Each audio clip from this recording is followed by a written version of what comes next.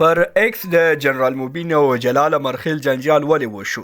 ولې جلال مرخیل طالب پلوه خبريال رحیم سکندر ته پیغور ورکړ؟ ویډیو همدلته وګورئ او افغان میډیا یوټیوب چینل لازمي سبسکرایب کړئ.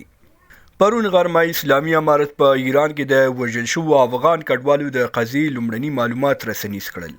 د اسلامي امارت د ویان مرستیال ملا حمدالله فطرت په خپل ایکس پاڼه یوه اعلامیه خپره کړه چې پکې د ایران د کلګان دره کې پر افغان کډوالو ډلهییز برید تایید شوی دی. په اعلامیه کې لیکل شوي چې ایراني ځواکونو یوازې ډزې نه دي کړي بلکې د شواهدو پر اساس معلومیږي چې چاودنه هم شوې ده.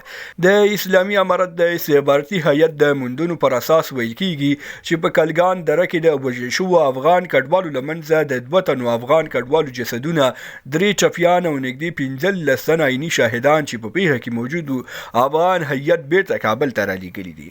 اوس راځم اصلي موضوع ته چې ولې جلال مرخیل جنرال موبین او رحیم سکندر ته پیغورونه ورکړل.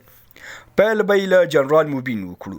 هغه وخت چې پر افغان کډوالو ایراني ځواکونو ډلهییز بریدونه وکړل نو جنرال موبین دا هسې خیال او مجاز وبلل او ادعا یې وکړه چې دا د تفرقې اچوونکو یوه لومه ده.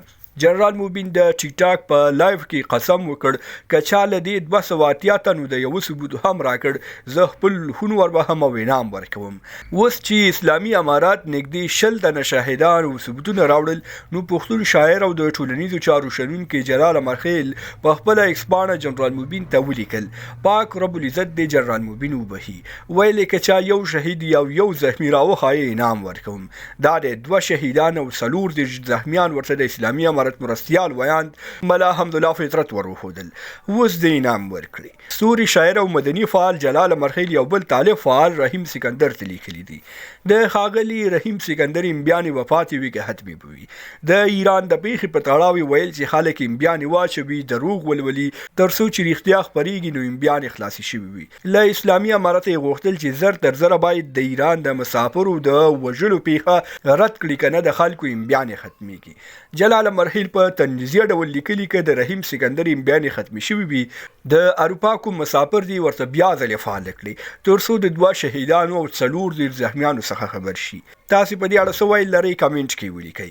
لملتیا مو نړۍ مننه. شیر او سبسکرایب لازمي وکړئ. تر بیا ښې چارې لویه لمن شه.